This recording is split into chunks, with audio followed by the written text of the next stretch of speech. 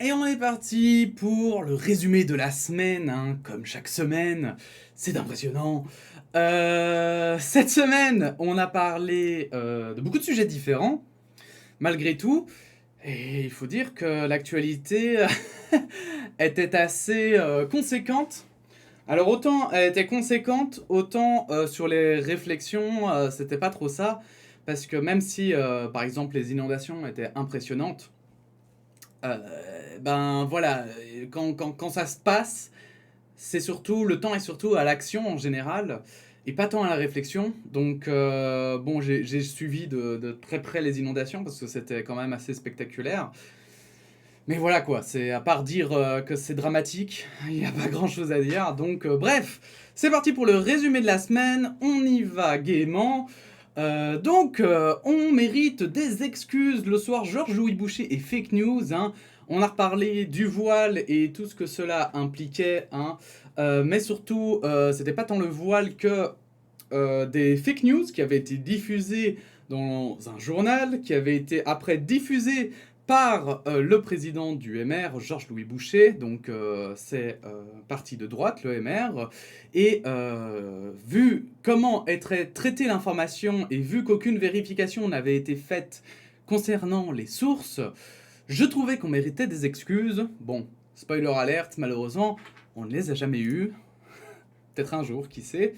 Peut-on séparer l'œuvre de l'artiste? On a parlé de... Ah, je oublie son nom. Bref, on a parlé d'un artiste auteur de BD, hein, scénariste aussi, qui a fait un dessin sur la vaccination en la comparant à la Deuxième Guerre mondiale et les expériences faites sur les Juifs.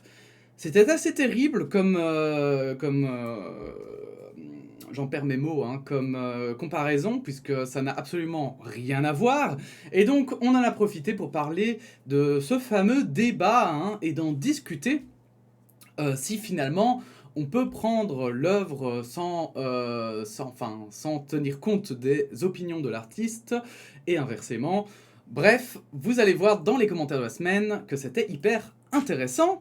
Être de droite et pour le voile, le genre de vidéo que j'aime bien faire, hein, quand quelqu'un qui n'a pas la même vision du monde que moi, qui n'a pas forcément les mêmes opinions concernant les décisions à prendre que moi, et qui malgré tout réussit à se positionner, hein, de manière argumentée et intelligente, soit en faveur ou en défaveur de mes opinions.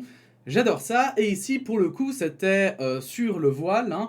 Notre Premier ministre Alexander De Croo, Premier ministre de Belgique, hein, a montré son soutien, hein, à la commissaire démissionnaire du gouvernement, qui portait le voile, en disant notamment qu'il préférait voir une femme voilée qui travaille et prise pour ses compétences, plutôt qu'une femme voilée à la maison. Donc voilà, c'était assez intéressant. Je vous invite à la regarder. J'ai résumé là. C'est peut-être pas le meilleur résumé que j'ai fait.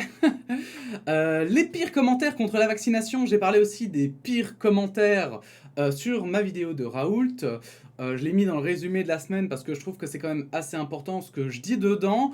Et si je vous en supplie, regardez-la celle-là jusqu'au bout, ou en tout cas passez outre les commentaires, regardez au moins mon analyse. Je fais une voilà, il y a moyen de moyenner quoi.